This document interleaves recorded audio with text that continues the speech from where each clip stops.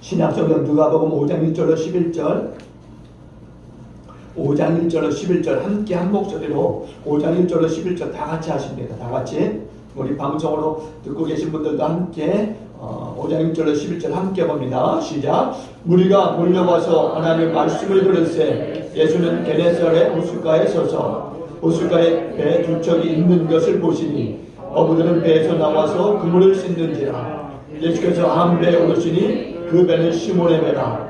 육지에서 조금 떼기를 정하시고 앉으사 배에서 우리를 가르치시더니 말씀을 마치시고 시몬에게 이르시되 깊은 데로 가서 그물을 내려 고기를 잡으라. 시몬이 대답하여 이르되 선생님 우리에게 밤이 새도록 수고하였으되 잡은 것이 없지만은 말씀에 의지하여 내가 그물을 내리리이다 하고 그렇게 하니 고기를 잡은 것이 심히 많아 그물이 찢어지는지라.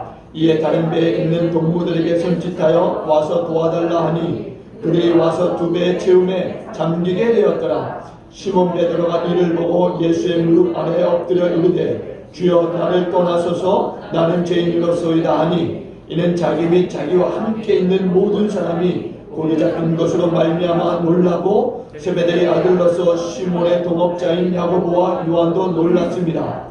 예수께서 시몬에게 이르시되 무서워하지 말라. 이제부터는 내가 사람을 취하리라 하시니 그들이 배들을 육지에 대고 모든 것을 버려두고 예수를 따르니라. 아멘. 아멘. 주님은 우리의 주님이신 것을 고백하시길 주의 이름으로 축원을 드립니다. 정말 저와 여러분의 삶에 늘 함께 하셨고 지금도 함께 하시고 앞으로도 함께 하실 주님을 찬양하시고 고백하시고 선포하시고 따르시기에 부족함이 없는 길을 걸어가시는 저와 여러분 되길 주의 이름으로 축원드립니다. 한번 인사합니다. 주님만이 나의 주님이십니다.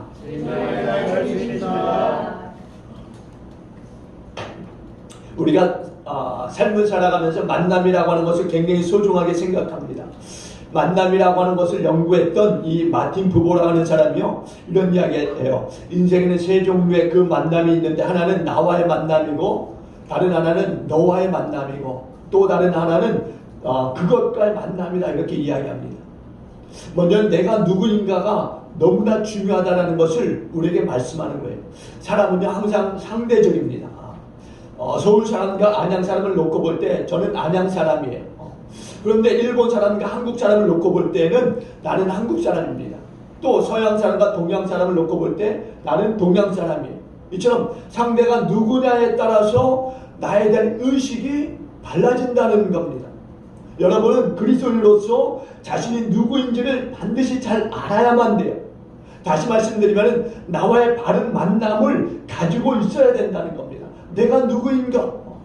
나는 세상 사람과 놓고 볼 때 구원받은 그리스도인입니다. 다시 또 나는 마귀의 자녀와 놓고 볼 때 나는 하나님의 자녀예요. 또 하나님의 자녀로서 존귀한 자녀이고 또한 소중한 자녀이고 또 귀중한 자녀입니다. 그리고 우리는 인생을 살 만한 존귀한 이 가치가 있는 충분한 가치가 있는 그런 존재들이라는 거죠. 인생을 살 만한 충분한 가치가 있는 존재. 이런 이 나와의 만남을 가능케 해주시는 것은 바로 너와의 만남이에요. 너와의 만남. 너라고 하는 존재는 나의 가장 존귀한 소중한 당신인데 우리는 무엇보다도 나의 가장 소중한 당신은 바로 예수의 사람들인 줄로 믿습니다. 예수를 만나서 예수와 함께하는 사람들인 줄로 믿습니다. 오늘 이 시간에는요 나의 가장 소중한 당신이신 예수에 대해서 우리가 함께 이야기를 나누고자 해요. 특별히 그 예수를 만난 이 네 사람에 대해서 우리가 말씀을 나누고자 하는데요. 사복음서에 보면은요 이들이 이제 예수를 만나는 경험에 대한 말씀이 있어요. 당시 세간에는요 세례 요한이라고 하는 선지자가 등장해서 이스라엘의 젊은이들을요 하나님의 나라의 비전에 사로잡히게 하는 그런 일들을 하고 있었습니다. 꿈에 부풀었던 이 젊은이들이 앞을 다투어서 세례 요한 앞에 모이기 시작했고요. 그의 제자가 되기를 원했습니다. 그 가운데 한 사람이 바로 오늘 본문에 등장하는 안드레라고 하는 사람, 안드레. 그날도 안드레는요 세례 요한과 함께 있었습니다. 근데 세례 요한이 길 가는 한 젊은이를 가리키면서 이렇게 이야기합니다. 보라, 세상자를 지고 가는 하나님의 어린 양이로다. 안드레는 그분이 도대체 누구인가에 대해서 굉장히 궁금해했어요. 그래서 그분을 따라가기로 결심합니다. 안드레는 이제 그분을 따라가기로 했는데 그분이 누구였느냐? 바로 예수라는 분이에요. 예수. 예수께서 돌이켜서 이제 따라오는 안드레를 보시고 물으십니다. 무엇을 구하느냐? 무엇을 구하느냐? 안드레가 말해요. 랍비야 어디 계시오니까? 랍비야 어디 계시오니까? 랍비라고 하는 말은 여러분들이 알던 선생이라는 뜻이에요. 선생. 그런데 유대인들은 자기 인생에서도 굉장히 영향력을 미치는 그 사람들에게만 랍비라고 하는 이 존칭어를 쓴다라는 겁니다. 그리고 예수님이 말씀하세요. 와서 보라, 와서 보라. 이에 안드레는요, 예수님이 계신 데를 보고서는 그날 예수님과 함께 거하게 돼요. 그날 이제 예수님께 기쁜 인상을 받았던 이 안드레는 곧바로 자기의 형제는 시몬에게 찾아갑니다. 그리고는 안드레가 이제 시몬에게 이야기해요. 내가 오늘 메시아를 만났는데 나와 함께 예수님을 만나러 보러 가지 않겠느냐. 이에 베드로가 예수님을 찾아가 만납니다. 그 자리에서 예수님은 이제 시몬을 향해서 그렇게 말씀하세요. 뭐라 하느냐? 내가 지금은 요한의 아들 시몬이나 장차 내 이름을 베드로라 하리라. 예수님이 처음 본 베드로임에도 불구하고 아주 특별한 말씀을 주신 거예요. 그리고 그날 이후로 이제 시몬 베드로와 안드레는 예수님에 대한 아주 좋은 인상을 마음에 간직하고 살게 됩니다. 본래 베드로와 안드레는요, 어부로서 아버지를 도와서 갈릴리 바닷가에서 생활하고 있었어요. 예수님을 처음 만난 이후에 얼마 지나지 않았을 때였어요. 시몬 베드로가 밤새도록 이제 고기를 잡고자 했으나 이제 잡은 것이 없었습니다. 그날따라 완전히 한 마리도 고기를 잡지 못하고 있었어요. 헛땅을 치고 돌아와서 이제 해변에 배를 대놓고서는 그물을 씻고 있었습니다. 그날은 좀 이상한 거예요. 헛땅을 치고 돌아오는 그런 날 아니었습니까? 그런데 이상하게도 또 배를 이제 해변에 대고 그물을 씻고 있는데 해변에 많은 사람들이 모여 있었던 겁니다. 그런데 해변에 이렇게 많은 사람이 모여 있음에도 불구하고 베드로는 개의치 않고 그물 씻는 일을 계속하고 있었던 거예요. 그런데 그물 씻는 일을 하고 있는데 지난번에 만나보았던 그 예수님이 이제 그들에게 말씀을 다 마치시고 또다시 베드로에게 와서는 뭐라고 하시느냐? 배에 오르시면서 베드로에게 말씀하세요. 배를 조금만 띄우라고. 그냥 베드로가 예수님 말씀에 순종해서 이제 배를 조금 띄웁니다. 그러자 예수님이 또다시 이제 그 많은 사람들 향해서 말씀을 전하시는 거예요. 비록 밤새도록 일하더라 피곤해 지친 베드로였지만은 예수님의 말씀을 들으면서 위로를 얻고 힘을 얻고 또한 기운을 차리고 삶의 희망과 용기가 넘쳐나기 시작했어요. 읽고 예수님께서 말씀을 마치시고 이제 시몬 베드로에게 오시면서 말씀합니다. 깊은 데로 가서 그물을 내리라. 깊은 데로 가서 그물을 내려 고기를 잡으라. 시몬이 이제 예수님에게 대답해요. 선생님, 우리들이 밤이 새도록 수고했으되 잡은 것이 없지만은 말씀에 의지하여 내가 그물을 내리겠습니다. 시몬은 예수님의 말씀대로 깊은 데로 가서 이제 그물을 내리게 됩니다. 그런데 어찌된 일인지 그물이 올려지지 않는 거예요. 얼마나 많은 고기들이 잡혔는지 그물이 잘 올려지지 않는 겁니다. 아니, 그물이 찢어지려고까지 하는 거예요. 그래서 급히 다른 배에 있는 동료들에게 수신호를 보내서 와서 도와달라고 도움을 요청하게 돼요.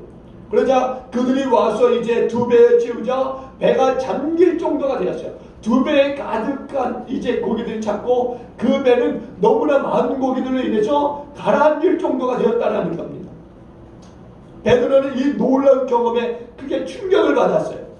베드로는 예수님의 무릎 앞에 엎드려서는 간청합니다. 주여, 나를 떠나소서, 나는 죄인이었습니다. 이 말은요, 내가 죄인이기 때문에 제발 나를 떠나주시라고 하는 그런 간청의 말이 아니에요. 알고 보니까 예수님은 보통 사람이 아닙니다. 예수님은 선생님, 랍비가 아닙니다. 예수님은 하나님 같으신 분이세요. 나 같은 자인이 가까이 할 수 없는 하나님 같으신 분이십니다. 이렇게 고백하고 있는 거죠. 베드로는요, 자기 앞에 계신 분이 자기 또래의 젊은이가 아니고 단순히 사람들이 뭐 존경하는 랍비 정도가 아니라는 겁니다. 그분은 하나님 같으신 분이라는 거, 하나님. 훗날에 베드로가 예수님과 함께 이제 3년 동안 생활을 하면서 기독교 역사상 가장 위대한 고백을 하지 않습니까? 주님 그리스도시요 살아계신 하나님의 아들이십니다라고 하는, 이제는 예수님이 하나님 같으신 분이 아니라 바로 3년 동안 이 생활을 하고 보니까 예수님은 하나님이셨다는 거. 하나님. 이 고기 잡힌 일을 본 많은 사람들도 깜짝 놀라고요. 그 중에 바로 야고보와 요한도 있었어요. 예수님이 이제 시몬과 그 형제 안드레에게 말해요. 무서워하지 말라. 이제부터는 내가 사람을 취하리라. 나를 따라오너라. 내가 너희로 사람을 낳는 어부가 되게 하리라. 이렇게 말씀하십니다. 이제는 그들이 어떻게 해요? 그물을 버려두고서 예수님을 이제 따르게 됩니다. 그물을 버리고 예수님을 따르게 돼요. 그리고 예수님이 거기서 조금 더 가시다가 다른 두 형제 곧 야고보와 요한도 부르세요. 이들도 모든 것을 버려두고서는 예수님을 따르게 됩니다. 예수님의 부르심에 베드로와 안드레, 야고보, 요한은요 그들로 3년 동안 예수님과 함께하는 생활을 하면서 기독교의 기둥이 되기 위해서 철저한 훈련을 받게 돼요. 예수님이 지상의 이 공생애를 마치시면서 이제 죽으시고 부활하시며 이들은 교회에 어떻게 해요? 버팀목으로서 기독교에서의 길이 빛나는 위대한 그 업적을 남기게 됩니다. 사랑하는 교회 여러분, 우리는 이들의 이 모습 속에서 아주 중요한 교훈들을 얻을 수 있어요. 이들과 예수님과의 만남이라고 하는 것은 아주 촘촘한 단계적인 만남이 있었다는 겁니다. 베드로와 안드레와 야고보와 요한이 나를 따르라고 하는 이 예수님의 이 말씀에 곧바로 순종해서 모든 것을 버려두고서는 예수님을 따라갔다라고 하는 것, 이건요 정말 충격적인 일이에요. 충격적인 일입니다. 저 같으면은요 그렇게 할 수 없었을 거예요. 어떻게 금방 잠깐의 그 만남을 통해서 자기의 모든 것을 버려두고 바로 이렇게 따를 수가 있을까? 그리고 이들은 예수님을 만나서 예수님이 나를 따르라고 했을 때 적어도 이들은요 자신들에게 있어서 가장 중요한 것들을 버리고 갔다라는 거. 버리고 갔다는 거. 그들은요 한결같이 생업과 그리고 사랑하는 부모와 처자식을 버리고 갔다라는 거예요. 이에 대해서 성경은요 정확히 말씀하는데 마가복음 1장 16절 한번 볼까요? 여러분 한번 성경을 한번 펴보시기 바랍니다. 마가복음 1장 16절 여러분 한번 보세요.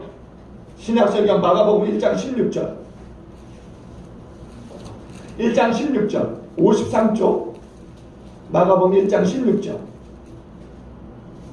다같이 볼까요? 1장 16절 다같이 봅니다. 시작. 갈릴리 해변으로 지나가시다가 시몬과 그 형제 안드레가 바다에 금을 던지는 것을 보시니 그들은 어부라. 보세요. 예수께서 이르시되 나를 따라오라. 내가 너희로 사람을 낳는 어부가 되게 하리라 하시니, 여러분 사실 이들이 보니까 그물을 버리고 이제 예수를 따르는 것을 보게 돼요.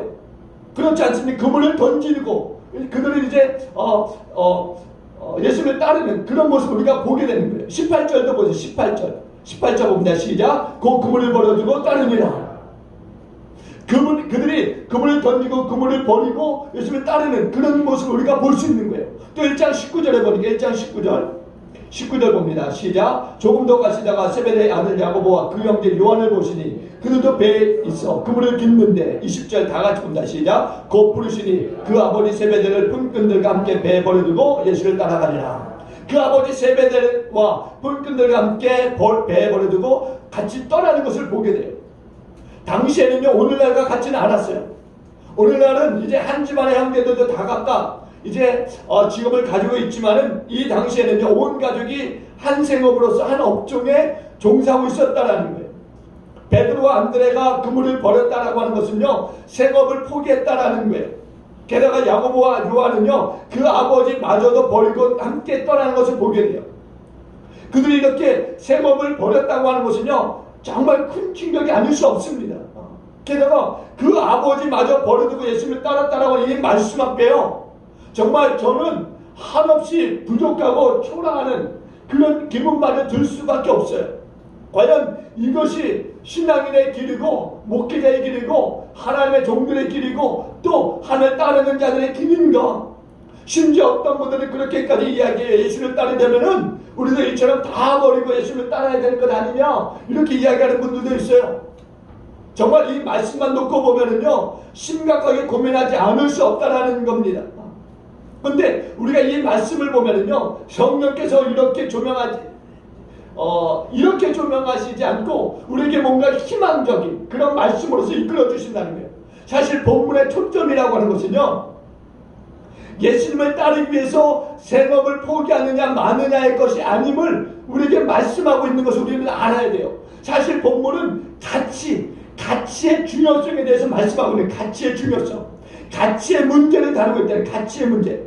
예수님을 따른다고 하는 것은 바로 가치가 어느 정도냐라고 하는 걸 말씀하고 있는 가치가 어느 정도냐. 베드로와 요한에게 있어서 예수님을 따른다고 하는 것은요, 자기의 생업을 포기해도 조금 더 후회하지 않을 정도의 가치, 그 가치가 있었던 거죠. 그래서 예수님을 다 버려두고 쫓아갔던 거예요. 또 야고보와 요한에게 있어서도 마찬가지입니다. 예수님을 따른다고 하는 것은요, 자기는 사랑하는 그 아버지를 버려두고서도 조금 더 후회하지 않을 정도의 가치가 있었기 때문에 예수님을 따라갔다라는 이야기예요. 우리는 예수님을 믿는 사람들로서 과연 내가 믿고 있는 이 신앙, 그리고 내가 따르고 있는 이 예수님의 이 가치가 얼마만큼이냐의 이 생각에 따라서 우리의 이 믿음의 분량과 따르는 모습이 철저하게 다를 수밖에 없다라는 거죠. 사랑하는 교회 여러분, 이 시간 여러분들에게 질문을 드리고 싶은 것은요, 여러분이 선택한 이 신앙에 있어서 정말 그 가치가 얼마만큼인가? 여러분 어떻게 생각하십니까? 여러분이 생각한 이 신앙의 가치가 얼마만큼 큰 것을 여기고 계십니까? 가치라고 하는 것은 사실 다른 사람이 정하는 것이 아니라 내가 정하는 거예요. 내가. 여기 10,000원짜리 물건이 있는데 이것이 내게 필요 없는 물건이라고 한다면은 사실 이거는 가치가 없는 거예요. 내게는. 그러나 뭐 1,000원짜리라도 이 물건은 내게 가치 있는 거라고 한다면 내게 있어서는 소중한 것이죠. 어떤 사람에게 있어서 예수님은요, 금보다 은보다도 귀합니다. 이 사람은 금이나 은 때문에 예수님을 배반하진 않아요. 어떤 사람은 땅에 있는 부귀보다 주님을 더 사랑합니다. 어떤 사람은 세상의 명예보다 주님을 더 귀하게 여깁니다. 근데 여러분, 한 가지 오해해서는 안 될 것이 있어요. 어떤 이단들은 보면은요, 주님을 따르는 데 있어서 그렇게 따르면 안 된다라고 이야기하면서 가족도 버리고 집도 버리고 재산도 버리고 어쩔 때는 완전히 그 모든 것을 다 그 교주한테 드리고 따라야 된다라고 이야기하고 실제로 그렇게 따르는 그런 그 이단의 그 교주들도 있어요. 또 그리고 그 이단을 따르는 성도들도 있고요. 오늘 말씀은 그렇게 이야기하고 있는 것이 아닙니다. 오늘 여러분 주님을 따르기 위해서 그물을 버렸다고 하는 것을 그런 식으로 오해해서는 안 되는 게 이단의 교주처럼. 물론 주님의 뜻대로 살기 위해서 결단해야 될 순간들이 우리에게는 반드시 있습니다. 그러나 베드로와 안드레, 야고보, 요한이 생업을 포기하고 주님을 따랐다고 하는 것은 지금 시대에 이렇게 보게 되면은 우리의 관점에서는 크게 다를 수 있다라는 거죠. 어떻게 다르냐?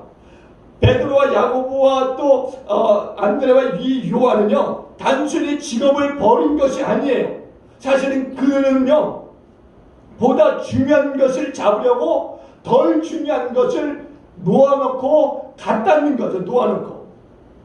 덜 중요한 것은 그들의 직업이었고 가장 중요한 것은 바로 예수님이에요. 그래서 예수님을 따랐던 거예요. 베드로, 안드레, 야고보, 이 요한은요, 어베를 그만두었지만은 사실 그 가족의 생계라고 하는 것은 그 가족이 책임질 수 있는 그런 단계에 있었다라는 거예요. 그러니까 걱정할 필요가 없었어요. 그 일이 가업이었기 때문에 집안의 어른들이 허락만 한다면은 그들의 가족의 생계는 염려할 일들이 아니었다라는 겁니다. 사실 성경은요, 그래서 베드로와 야고보, 이제 안드레를 언급할 때 그들의 아버지 이름도 함께 언급하게 됩니다. 우리는요, 성경을 볼 때 시몬을 바요나 시몬이라고 부르는 그런 그 말씀들을 우리가 보게 돼요. 근데 여기서 바라고 하는 이 말은요, 뭐냐면은 아들이라고 하는 말이에요. 아들. 그래서 바요나 시몬이라고 하면은요, 요나의 아들이라고 하는 말이에요. 요나의 아들. 신학적으로 이 요나는 발음을 요한이라고 합니다. 요한. 그러니까 베드로와 안드레가 예수님을 적극적으로 따를 수 있도록 사실상 그들의 아버지인 요나가 적극적으로 특별히 밀어주었던 것을 우리가 보게 되는 거죠. 또한 야고보와 요한을 언급할 때도 세베대의 아들이라고 하는 그 표현이 있습니다. 세베대의 아들이라고 하는 표현. 사실 세베대도 그 아들들인 야고보와 이 요한이 위대한 랍비, 그리고 그 당시에 위대한 지도자로 칭함받는 이 예수님을 적극적으로 따르는 일에 함께 협력하고 있었다라는 거죠. 그리고 야고보와 요한의 이 어머니의 열성이라고 하는 것은 우리가 신약성경을 보게 되면요, 한 수 더 떠서 예수님을 찾아가서 이야기하는 모습을 보게 되는데요. 예수님이 이제 하루는 말씀을 전하시는데 그 자리에 이 야고보와 요한의 이 어머니가 등장해서 예수님의 발 앞에 엎드리며 무엇을 구하느냐 이렇게 얘기해요. 나의 두 아들을 주의 나라에서 하나는 주의 우편에 하나는 주의 좌편에 앉게 하소서, 이렇게까지 예수님 앞에 요구하는 해프닝까지 벌이게 됩니다. 그러니까 성경에 대한 바른 고찰 없이 우리가 무턱대고 예수님을 따르기 위해서는 다 버려야 된다. 집도 뭐 재산도 뭐 직업도 다 버려야 된다. 이렇게 말하는 것은 아니라는 거예요. 보다 중요한 것은 뭐냐? 예수님을 위해서 무엇을 버려야 할지를 우리가 생각할 것이 아니라 도리어 나의 인생에 있어서 가장 소중한 예수님을 어떻게 하면 더 사랑할 수 있을까? 이걸 우리는 생각해야 되는 거예요. 이걸 고민해야 되는 거죠. 그리고 내가 그 예수님을 위해서 할 수 있는 최선의 일들을 우리가 생각하고 그것을 따를 수 있도록, 그것을 할 수 있도록 우리가 해야 된다는 거예요. 어쨌든 오늘 베드로, 안드레, 야고보, 요한은요, 모든 것을 포기할 수 있었는데 사실 남이 하니까 나도 한다 이런 충동에 의해서 한 것이 결코 아니라는 거예요. 순간적인 충동, 이게 아니었다라는 겁니다. 예수님과의 여러 차례의 이 만남이 있었어요. 그런 여러 차례의 이 만남, 이 단계적인 만남을 통해서 그들은 결단을 했던 겁니다. 그 마음의 결단들을 내리고 용기 있게 예수님을 따라갔던 거예요. 이처럼 우리의 신앙도 마찬가지예요. 성장한다고 하는 것은 단계적인 성장이 있는 거예요. 단계적인. 여러분 주변에 간혹 보면은요, 갑자기 예수님을 만났다고 해서 갑자기 막 확 오르는 분들이 있어요. 그런데 그분들의 신앙들을 보면 여지없이 갑자기 오르는 것을 갑자기 꺾이는 것을 우리가 보는데 이 신앙은 사실 극히 위험한 신앙이라고 볼 수 있어요. 그러기보다는 오늘 이 네 명의 제자처럼 단계적으로 예수를 만나는 이 과정들이 더 성장에 중요한 영향을 미친다라는 거예요. 사실 저나 여러분의 이 신앙생활은 정말 이런 이 제자들과 같은 훌륭한 신앙인으로서의 삶을 살기를 바라고 소망하지 않습니까? 그런데 우리가 갑자기 어떤 성경의 불을 받아서 갑자기 뜨거워질 수는 있지만, 그러나 그 과정마저도 그렇게 사모하는 여러 단계의 과정들 통해서 그런 일들이 있다라는 거예요. 안드레는요, 스승의 세례 요한을 통해서 예수님을 소개받게 되는 거예요. 그리고 열정을 가지고 예수님을 찾아가서 이제 직접 그분과 만나 대화하는 그 과정들 속에서 예수님께 완전히 빠져드는 것 아닙니까? 또 베드로는 그의 동생인 안드레의 소개로 예수님을 만나게 돼요. 그리고 그가 이제 적극적으로 주님을 따르기로 결심하는 것은 배가 가라앉도록 잡힌 그 고기 때문이었지 않습니까? 근데 생각해 보세요. 사실 이 일들 우리가 생각해 보면 이게 어느 드라마의 한 장면이다라고 하면은 굉장히 우스운 일일 수 있어요. 사실 우리 주변의 사람들 보면은요, 베드로와는 완전히 정반대인 그 과정을 통해서 예수를 만나는 사람들이 있습니다. 어떤 사람은요, 사업을 했는데 완전히 쫄딱 망했어요. 그래서 더 이상 어떻게 할지 몰라서 정말 스스로 자살하려고 하는 그런 과정 속에 예수를 만나는 사람들도 있습니다. 또 어떤 사람은 완전히 건강을 완전히 망쳐서 병원에 갔더니 사망 선고를 받고 병원에 있는 과정 속에 예수를 만나는 사람들도 있고요. 또 어떤 사람은 보니까는요, 주먹질하는 그런 생활을 하다가 교도소 가서 이제 예수를 만나는 그런 경우들도 있고요. 그러니까 극적으로 인생의 전환을 통해서 예수를 만나는 사람들이 있어요. 근데 여러분, 우리는 그런 종류의 이 간증들을 들으면서요, 그것을 아주 당연시하는 그런 경험들 봐요. 당연시하는. 근데 여러분, 오늘 베드로는요, 완전히 정반대 아닙니까? 베드로는 왕창 성공한 사람. 2배 가득한 고기를 잡고 성공의 모습으로 들어오고 있는 베드로를 우리가 보지 않습니까? 그러고 나서 예수님을 어떻게 해요? 비로소 알아가는 베드로를 우리가 보게 되는 거예요. 얼마나 성공했습니까? 단 한 번에 그물질을 통해서 엄청난 고기를 잡은 거예요. 그물이 찢어질 정도로 잡은 겁니다. 베드로가 어떻게 합니까? 다른 사람의 도움까지 요청해서 그 고기를 잡아 올렸어요. 여러분, 사실 이것도 보면 엄청난 축복인데요. 사실 우리 주변에 보면은 갑자기 연락해서 나를 도와줄 수 있는 사람이 몇 명이나 있을까? 여러분 주변에 한번 보세요. 갑자기 어려운 일 당해서 급한 일 때문에 전화했는데 나를 도와달라고 하는데 나를 도와줄 수 있는 사람이 몇이나 있을까? 사실 오늘 베드로는요, 정말 그물질 통해서 그물이 찢어질 정도의 엄청난 고기를 잡은 그 상황 속에서 갑자기 이제 주변의 동료들에게 빨리 와서 도와달라고 하는데 어떻게 해요? 주변에 있던 사람들이 신속히 와서 베드로를 도와주는 것을 우리가 보게 돼요. 이 정도면은 사실 베드로는 인간관계가 상당히 좋았음을 우리가 볼 수 있는 거예요. 얼마나 잡혔습니까? 2배 가득히 고기를 잡았어요. 배가 표현해 보면 가라앉을 정도로. 이것을 좀 더 쉽게 얘기하면 그런 것 같아요. 장사를 하는데 장사가 너무 잘 돼요. 얼마나 잘 되는지요? 차고 있던 주머니 금고가 꽉 차서 넘치는 거예요.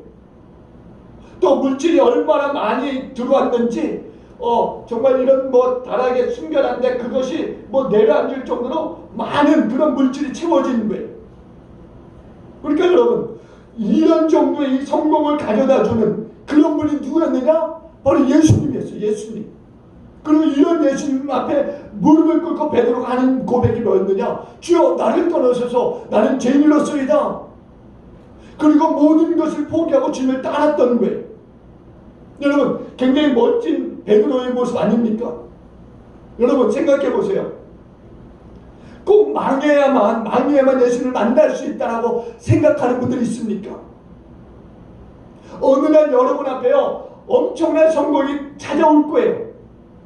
갑작스러운 그 성공 앞에서 예수님을 과연 찾을 수 있는 분들이 몇 분이나 될 수 있을까? 이와 같은 성공을 보고 옆에 있던 야고보와 요한이 은혜를 받았어요. 그들도 예수님의 부르심에 그리고 그들은 아멘하고 즉각 따르게 됩니다.